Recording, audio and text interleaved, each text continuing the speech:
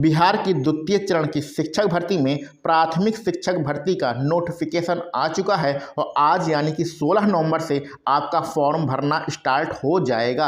आपको पता है प्राथमिक शिक्षक भर्ती में टोटल 9,431 पद हैं और इसमें कौन कौन फॉर्म भर सकता है, आपकी परीक्षा का पैटर्न क्या रहने वाला है, फॉर्म भरने की लास्ट डेट क्या है। चलिए इन्हीं सब बातों पर हम लोग इस वीडियो लेक्चर में चर्चा करते हैं। अच्छा, यहाँ पर एक चीज़ आपको बताना आवश्यक है कि जो प्रथम चरण की शिक्षक भर्ती हुई थी उसमें जो अनारक्षित वर्ग के बच्चे थे या ओबीसी या ईडब्ल्यूएस के बच्चे थे उनके जो आपका सेकंड लिस्ट है वो जल्द से जल्द आएगी। ये जो नए आपकी प्राथमिक शिक्षक भर्ती आई है द्वितीय चरण में जिसमें टोटल 9,431 पद हैं, ये उन वर्ग के लिए हैं जिनके बच्चे ही नहीं मिल पाए थे, जिनके योग्य अभ्यर्थी नहीं मिल पाए थे, ऐसे पदों के लिए यह भर्ती निकाली गई है। आपको पता है 9,431 पदों में जो अनारक्षित की सीटें हैं वो लगभग ना के ही बराबर हैं। तो किस कैटेगरी में कितनी सीटें हैं इसके लिए एक अलग से वीडियो बनाया गया है, तो उसको जाकर आप लोग देख लीजिएगा। अब चर्चा करते हैं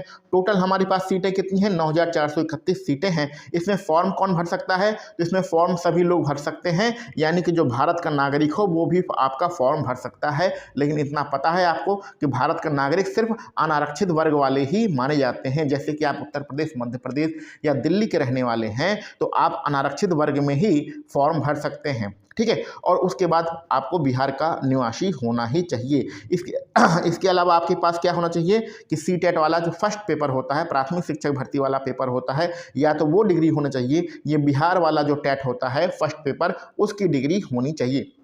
यानी कि आप लोग सीटेट क्वालिफाई होना चाहिए। स्वाभाविक सी बात है, प्राइमरी में टीचर बनेंगे तो सीटेट क्वालिफाई करेंगे और यहाँ पर प्राइमरी में जो आपका बीएड वाले हैं उन अभ्यर्थियों को तो बाहर कर दिया गया है, तो अब इसमें डीएलएड वाले ही फॉर्म भर सकते हैं। और उससे पहले ये बहुत ही विवादित यहाँ पर प्रश्न है कि सीटेट में कितने नंबर होना चाहिए, उस पर हम लोग चर्चा कर लेते हैं। और सीटेट में कितने नंबर होना चाहिए इसके लिए एक अलग से भी वीडियो बनाई गई है, तो उसको भी आप लोग जाके देख सकते हैं। तो सीटेट में यहाँ से ध्यान देखिएगा कि अगर सामान्य कोटि के अभ्यर्थी हैं, अगर आप बिहार के निवासी हैं और सामान्य कोटि के अभ्यर्थी हैं और ठीक है, तो ऐसी कंडीशन में आपको 60% नंबर चाहिए। तो जो अदर स्टेट वाले जाएंगे वो भी 60% नंबर लेकर जाएंगे। 60% का नंबर जो मतलब होता है वो सीटेट में 90 नंबर से मतलब होता है। इसके अलावा यदि आप पुरुष हैं और पिछड़ा वर्ग से संबंधित हैं, अत्यंत पिछड़ा वर्ग से संबंधित हैं और सामान्य कोटि की महिला हैं, तो ऐसी कंडीशन में आपको 55% नंबर चाहिए। यानी पुरुष आप मेल हैं और पिछड़ा वर्ग और अत्यंत पिछड़ा वर्ग से आते हैं, और अगर आप महिला हैं और सामान्य कैटेगरी से आते हैं तो आपको 55% यानी कि 82 नंबर में आपका काम चल जाएगा। इसके अलावा यदि आप अनुसूचित जाति, अनुसूचित जनजाति अथवा विकलांग कैटेगरी से आते हैं तो आपका 50% में काम चल जाएगा। यानी अनुसूचित जाति के चाहे पुरुष हो चाहे महिला हो, अनुसूचित जनजाति के चाहे पुरुष हो चाहे महिला हो, विकलांग में चाहे पुरुष हो चाहे महिला हो, सबको 50% यानी कि 75 नंबर में इनका काम बन जाएगा। तो हर कैटेगरी के लिए अलग अलग क्वालिफाइंग मार्क है। अब आप अगर अदर स्टेट के हैं तो आपके साथ क्या होगा, तो इस नोटिफिकेशन के हिसाब से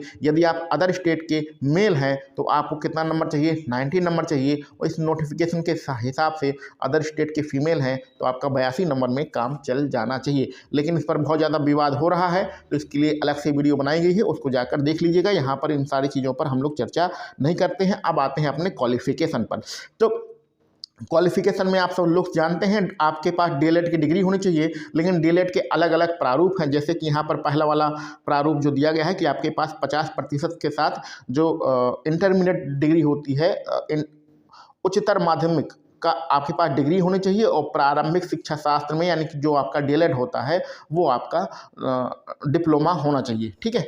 दूसरी कंडीशन में अगर आपके पास 45% नंबर से भी आप उच्चतर माध्यमिक डिग्री है और उसके बाद आपके पास 2 वर्ष का डिप्लोमा है तब भी आप काम चल जाएगा, और 50% के साथ आपका है और 4 वर्ष का जो हमारा जिसको हम लोग बीएलएड कहते हैं वो अगर आपके पास है तो भी आपका काम चल जाएगा। और 50% उच्चतर माध्यमिक में है और आपके पास शिक्षा शास्त्र जिसको हम लोग विशेष शिक्षा कहते हैं उसमें 2 साल का डिप्लोमा है तो भी आपका काम बन जाएगा। कुल मिला के आपके पास डीएलएड की डिग्री होनी चाहिए, उसमें कोई भी टर्म्स एंड कंडीशन हो, आप यह प्राइमरी शिक्षक भर्ती का फॉर्म भर सकते हैं। और यहाँ अगर आप स्नातक हैं और 2 वर्ष का डिप्लोमा है, अधिकांश लोग उत्तर प्रदेश में यही वाला जो है फॉर्म भरते हैं, स्नातक होते हैं, 2 साल का डीएलएड या जिसको हम लोग बीटीसी भी कहते हैं, बीटीसी की डिग्री लेते हैं।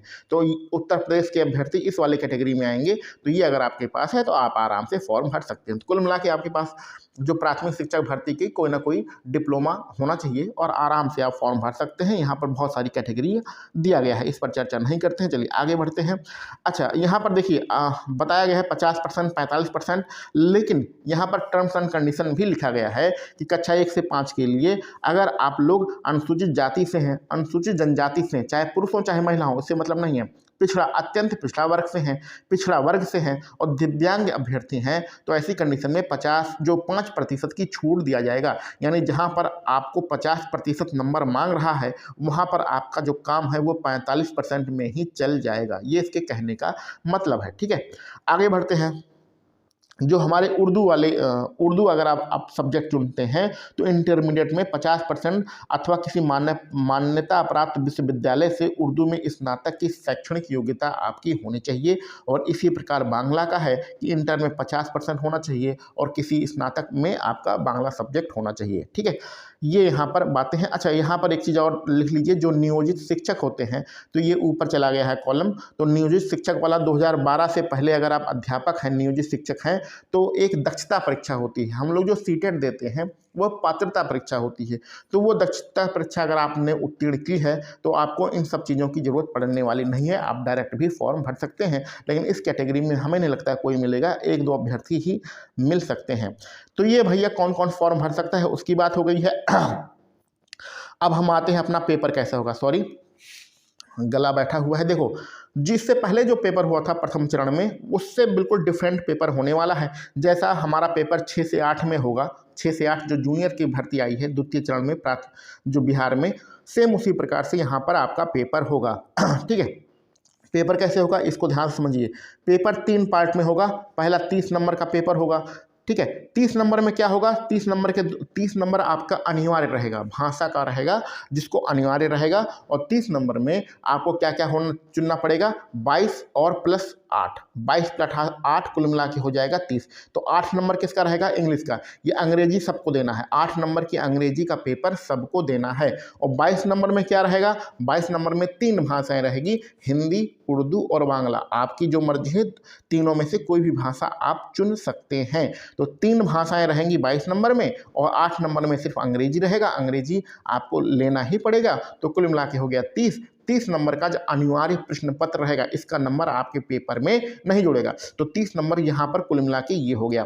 ठीक है, आपका पेपर कितने नंबर का होगा एक बार फिर से बता दें, पेपर 150 नंबर का होगा। लेकिन मेरिट किससे बनेगी, मेरिट सिर्फ 120 नंबर की बनेगी। क्योंकि जो पहला पेपर है 30 नंबर का वो अनिवार्य है, उसको मेरिट में शामिल नहीं किया जाएगा। तो उसका फ़ायदा क्या है, उसका फ़ायदा ये है कि 30 में से अगर आपके 9 नंबर आते हैं तभी आप पास माने जाएंगे।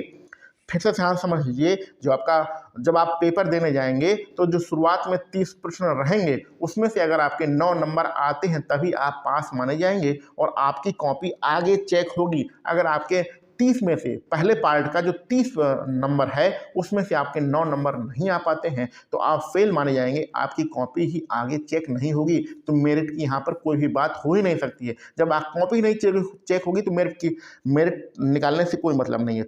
बात समझ रहे हैं ना। मेरिट किससे बनेगी, मेरिट ये 2 पोर्शन से मिला के बनेगी, 40 नंबर और 80 नंबर। 40 नंबर किसका है, सामान्य अध्ययन का है, जो कि यहाँ पर लिखा गया है। इसका सिलेबस सबसे खतरनाक है क्योंकि इसमें आपकी गणित भी पूछी जाएगी, रीजनिंग भी पूछी जाएगी, सामान्य जागरूकता, सामान्य विज्ञान, सामान्य जो आपका सामाजिक विज्ञान यानी एसएसटी वाले सब्जेक्ट हैं। एसएसटी में क्या आता है, आपका इतिहास आता है, भूगोल आता है, ठीक है, आपका राजनीति शास्त्र आता है, आपका अर्थशास्त्र आता है। तो दुनिया भर के सब्जेक्ट सामाजिक विज्ञान के अंतर्गत आते हैं, तो वो भी पूछा जाएगा। और भारतीय राष्ट्रीय आंदोलन, भूगोल और पर्यावरण भी इसमें शामिल किया गया है। ये है 40 नंबर का पोर्शन। और 80 नंबर में क्या पूछा जाएगा, 80 नंबर में आपको 3 भाषाओं में से कोई एक भाषा चुननी है, भाषा उर्दू बांग्ला। भाषा जो 3 भाषाएं हैं उसमें उर्दू भाषा है, बांग्ला भाषा है और हिंदी भाषा है, तीनों भाषाएं में से कोई एक भाषा का चुनाव करना है। तो ये होगा 80 नंबर का और ये होगा 40 नंबर का। तो यही 40 और 80 मिला के कुल होता है 120 नंबर। यही 120 नंबर की आपकी मेरिट बन जाएगी। ठीक है, और पहला वाला जो 30 नंबर रहेगा वो अनिवार्य रहेगा, उसको मेरिट में शामिल नहीं किया जाएगा, वो सिर्फ क्वालिफाइंग मार्क रहेगा। उम्मीद है यहाँ तक सारी चीज़ें क्लियर हो गई होंगी। अब आगे बढ़ते हैं। हाँ, नेगेटिव मार्किंग आपके पेपर में बिल्कुल भी नहीं होगी, यानी माइनस मार्किंग नहीं है और आपका पेपर वस्तुनिष्ठ होगा। इससे पहले वाले चरण में 1/5 यानी 1/5 का बहुविकल्पी मिलता था, यानी कि एक विकल्प में जो आपका प्रश्न होता था उसमें 5 विकल्प मिलते थे, लेकिन अब ऐसा नहीं होगा। अब आपके पेपर में 1/4 होगा, यानी 4 विकल्प मिलेंगे। एक प्रश्न के लिए 4 विकल्प होगा। इससे पहला जो प्रथम चरण का पेपर हुआ था उसमें 5 विकल्प रहते थे, वो पैटर्न भी चेंज कर दिया गया है। ठीक है, अब हम आगे बढ़ते हैं, आगे बात करते हैं क्या क्या इसमें टर्म्स एंड कंडीशन है। देखो भैया, यहाँ पर साफ साफ लिखा है 16 तारीख से आपका फॉर्म भरना बिल्कुल स्टार्ट हो जाएगा। आज से आपका फॉर्म भरना स्टार्ट हो गया है, आप ज़बरदस्त जाओ अपना फॉर्म भरो। अच्छा, फॉर्म भरने की कुछ टर्म्स एंड कंडीशन भी है, उसके बारे में भी हम लोग बात कर लेते हैं। और लास्ट डेट यहाँ पर 25 तारीख दिया गया है। तो टर्म्स एंड कंडीशन क्या है कि अगर आप पीआरटी का पेपर, सिर्फ पीआरटी का पेपर भर रहे हैं, सिर्फ पीआरटी यानी प्राथमिक शिक्षक भर्ती का पेपर भर रहे हैं, इसके अलावा द्वितीय चरण में आपने कोई फॉर्म नहीं भरा है, यानी कि जो 6 से 8 आया है, 9 से 10 आया है और 11 से 12 की भर्ती आई है, कोई फॉर्म ही नहीं भरा है, तो आपको नए सिरे से रजिस्ट्रेशन करना पड़ेगा। नया रजिस्ट्रेशन करना है तब आपका फॉर्म भरा जाएगा।